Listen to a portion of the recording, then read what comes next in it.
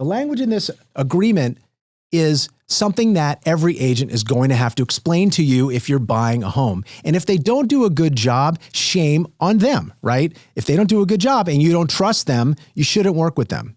I say that right away. If somebody can sit down and listen to you and find out what you're looking for and help you feel comfortable, the whole process is going to work better. It's not just about who's paying the commission. If it becomes just about the dollars and cents, you're never going to relax and it's going to stress you out and you're not going to have a good experience. But this is my house, Mommy. The one I asked Mr. Pringle for.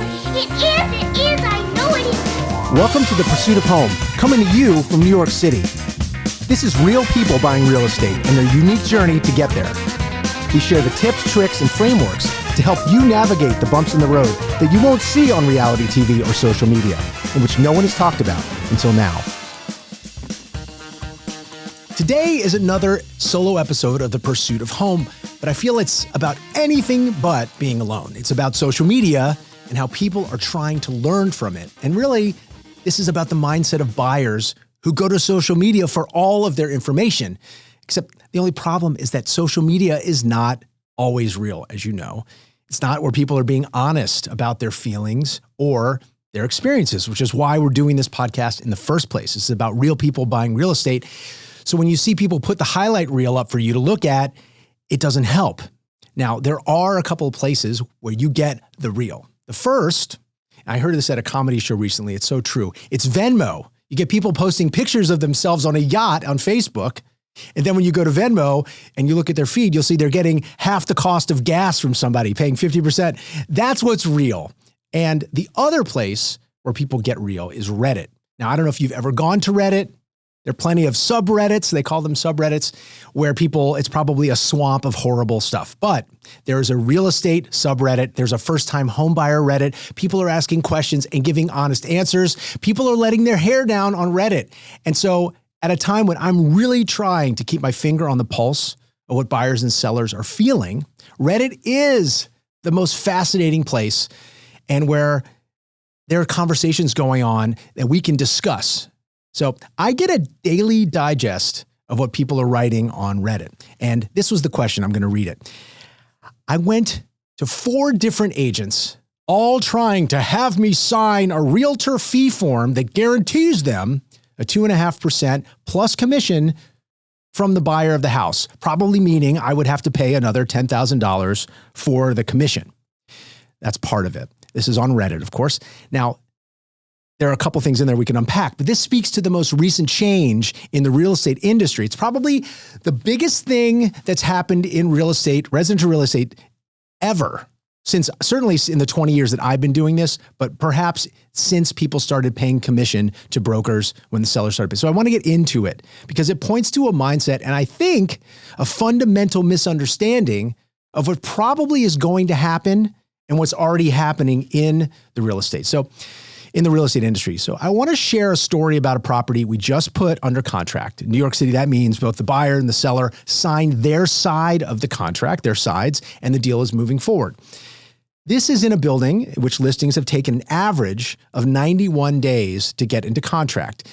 We had a deal within a week and it was signed, a fully signed contract in 12 days. It was really crazy. We also had 15 showings, 2 very different but very serious buyers. Now, the reason I bring it up was because the buyer who didn't win, okay, he came in 5% below the asking price, not because another apartment sold for that amount about 7 months ago. So meaning that this other apartment sold for $2,150,000. That was the offer he made.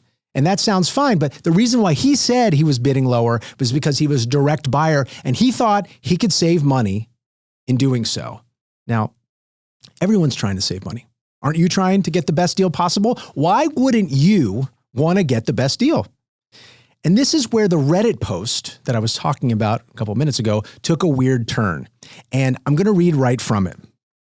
He said, "Can I be my own agent without needing to get a realtor's license through the course and tests?"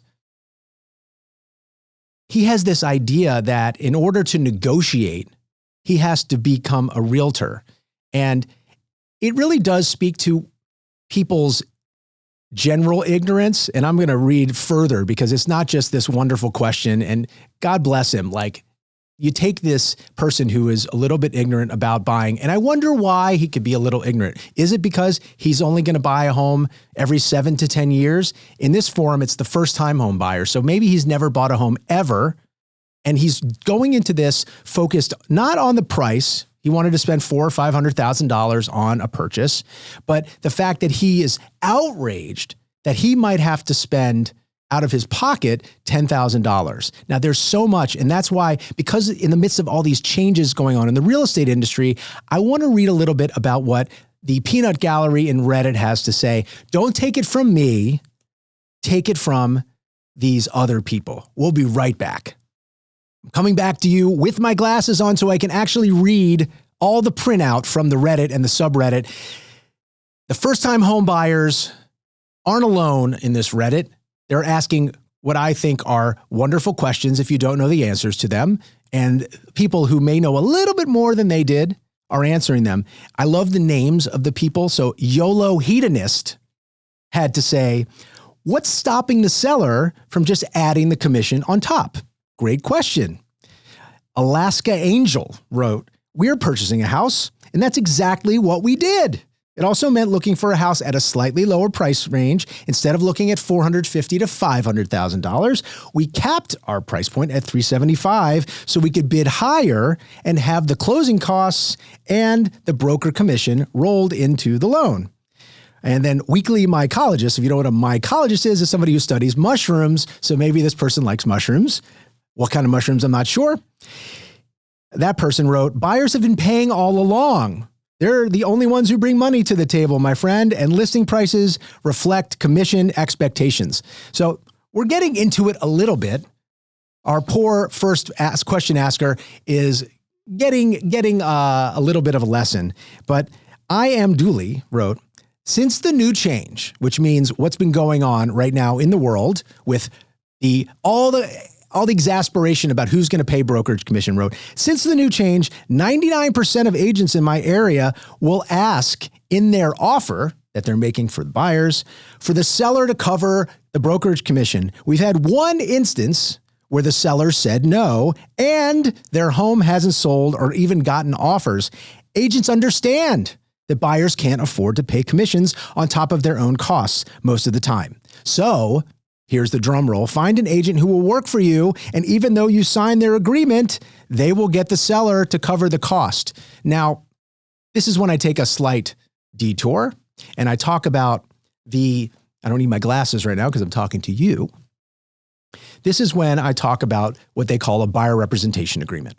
This is the paperwork that this person who wrote in was freaking out about. They said, oh my gosh, I'm going to have to pay this commission. Now, the language, and I brought it here for you, the language in this agreement is something that every agent is going to have to explain to you if you're buying a home. And if they don't do a good job, shame on them, right? If they don't do a good job and you don't trust them, you shouldn't work with them. I say that right away. If somebody can sit down and listen to you and find out what you're looking for and help you feel comfortable, the whole process is going to work better. It's not just about who's paying the commission. If it becomes just about the dollars and cents, you're never going to relax and it's going to stress you out and you're not going to have a good experience. However, if you sit down with someone and they say to you, hey, we're going to look at homes and every offer that I make is going to include the commission that the seller's going to pay the commission. And again, there's a stat that I love, maybe I love to hate, but it's true that 94% of the purchase price is the average amount that buyers like you are going to finance. That means that if a home is $1 million, you're going to finance $940,000 of it. That means that you're putting $60,000 down, 6%. You don't have the extra money to pay a broker commission. And everybody understands that.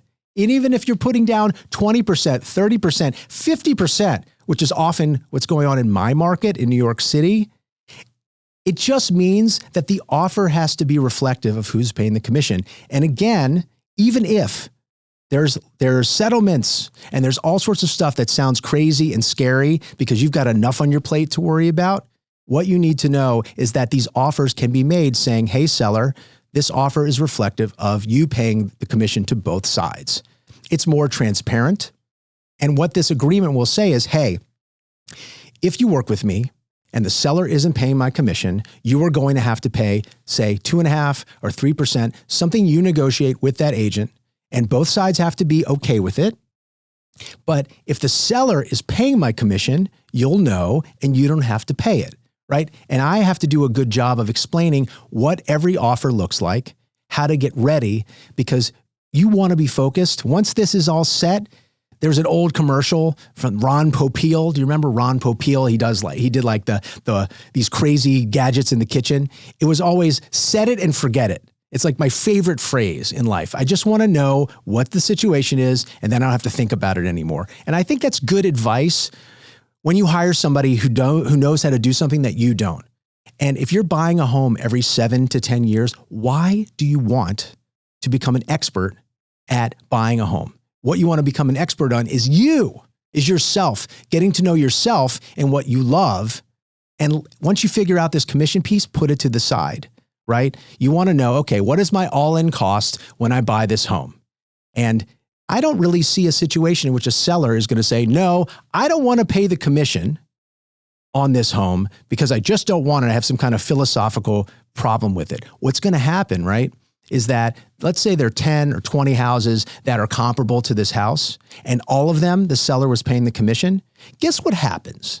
What happens is the person who the listing agent says, oh, you don't want to pay the commission? That's fine. Just know that your sale price is going to be 2.5% or 3% lower than all the comps that just sold. I wonder why this is.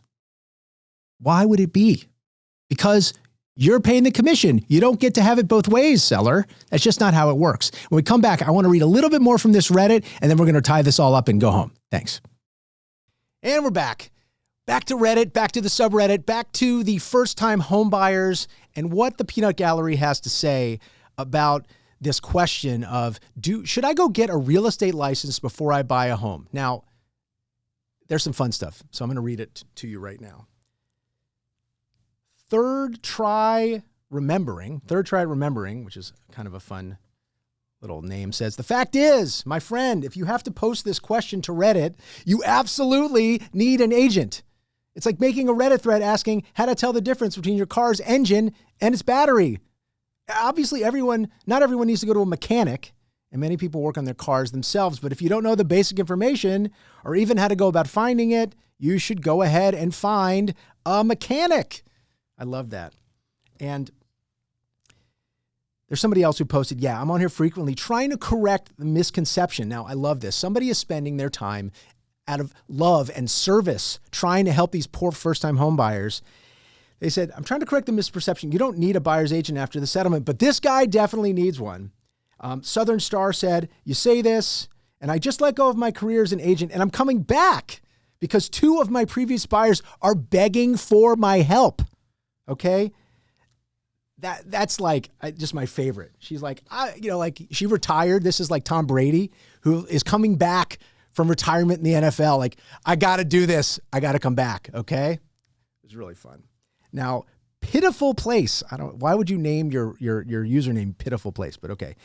They wanted to let you know in most purchases since August 1st. Now, the settlement, the NAR, the NAR, whatever you want to call it, the settlement was July 17th. It went into effect. Since August 1st, the seller in most places is paying all or most of the buyer agent commission. So you sign this agreement, which is just memorializing that you're working with someone. And by the way, if you don't like it, this is the other thing that I know that I'll be telling buyers. Hey, buyer, if you don't like me, fire me. Please fire me. There's a good chance that if you don't have a good working relationship with me, you're not going to feel good. You're not going to trust. We're going to shake hands and move on. It doesn't mean that if I've shown you a property and you want to buy that property, that we're not going to figure out the commission. But going forward, if you're like, it's just not working out, goodbye. You'll write it, and then it'll say something like, if I showed you, here are all the properties I showed you, and if you buy one, you're going to owe me a commission or the seller's going to owe it. Otherwise, good luck. And by the way, I've worked for 20 years without a piece of paper, ever. And if somebody, and it's happened one time, I didn't show a buyer a property about 15 years ago because they already had an accepted offer on something else, and they bought that property because I didn't show it to them. Guess what? I didn't get paid. My job as a broker is to show you everything, I learned my lesson, believe me. And if somebody doesn't feel comfortable working with me, they're going to move on. But if you're working with someone, it's the broker's job to make sure that they create a really strong relationship and help you feel good in moving forward. Now, Love Tops had to say, this isn't meant to be rude, but why do people keep posting the same question over and over again? You see the same posts and the same answers. Nothing is unique about your situation. How is it that you think you'd be so competent in navigating a first home purchase that you can't navigate Reddit, YouTube, or Google? It's so annoying, and common sense would tell you most of these people, even if you don't have a buyer's agent, a seller isn't under obligation to give you a discount. Now, I want to go back to what I started with, which is saying that this guy came to us. We had a $2.25 million listing that we sold in a week. And he was convinced that because he didn't have an agent, that we were going to give him a discount. His job, what he wanted to do, was to save money. What he got was no apartment. And he's a perfectly nice guy, and he was an all-cash buyer. And ultimately, a few days later, he came back and said, you know what? I'll pay the asking price, which is what the buyer paid, except it was too late, right? It was too late. So he was he was too smart for his own good. And I think a lot of buyers are looking at the money they're trying to save. They think they're going to save, and they end up throwing the baby out with the bathwater. Maybe that's not the right metaphor, but they're losing the deal. They're cutting off their nose to spite their face. That's probably a better one. Now let's keep reading. All right. Southeast, 1980. Maybe they're born in 1980. I don't know. She said, I agree. So many people think job X is super easy and yet have no idea how things actually work and can't do any of the basic research, legwork on their own. Now, I work in New York City, and finding a home in New York City is especially hard. And it's also very expensive. And there are all these fancy shows showing all these fancy apartments. And you're like, this is so cool. And I just want to look at all these things. Guess what?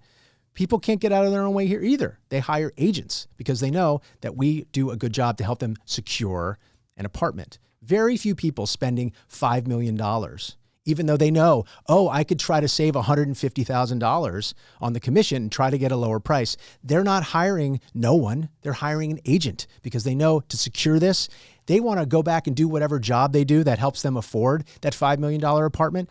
They want to focus on that and not trying to be penny wise and pound foolish. I'm going to wrap this up here. Tony the Tiger said, I just want to point out how terrible the advice in here is to try and purchase without an agent when the buyer can't figure out how to schedule a showing. And the next person, which this is a great name, Snatchhammer 420. I don't know what they're going for there. For real. There's been an obvious anti-agent bias in this subreddit. It ain't right. Listing agents, in my opinion, are still pushing for sellers to cover commissions. Those sellers I see not offering commissions are typically getting far fewer showings. And I'll wrap it up by saying this. An agent wrote in. Apparently, agents aren't supposed to be allowed on the first-time buyer subreddit, which you're going to have to explain to me why agents who do this all the time aren't allowed to give their advice. Free advice, I would add. It's not like if I'm in Paducah, why do I use Paducah? I don't know. It's like a funny sounding name to me. We could use Middle Hope, New York. It's not High Hopes. It's not Low Hopes. It's Middle Hopes, right? Middle Hope, New York. They're an agent there. They're talking to somebody. They don't even know where they're from, and they're offering free advice. Why they don't allow agents here? I got kicked off of a subreddit once. I was trying to be helpful. I wanted to talk to some buyers and say, hey, come on this podcast. We want to talk about your issues and to help you because maybe it's going to help other people, but they kicked me off. But this agent was kind enough and made it through the gauntlet. Their presentation of that buyer agreement, this is talking about agents and why you should hire them.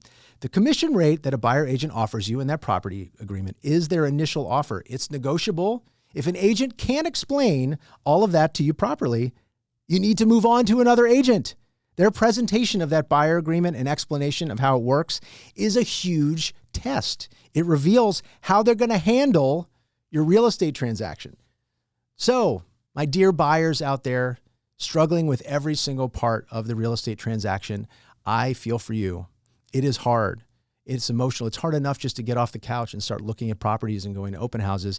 And it's scary as hell when you think about these big numbers. But I promise you that you're going to find an agent that you know cares about you and wants to find you a home and help you move forward in your life. And if that person doesn't make you feel that way, don't hire them. It doesn't matter if they charge you 0.0 commission. It's better that you find somebody that has to make a little bit of money because they're worth it than to search around and try to save a few bucks. And on that note, this has been the Pursuit of Home podcast. I hope you like it. If you do, share this with your friends, like, rate, review, wherever you're listening to this.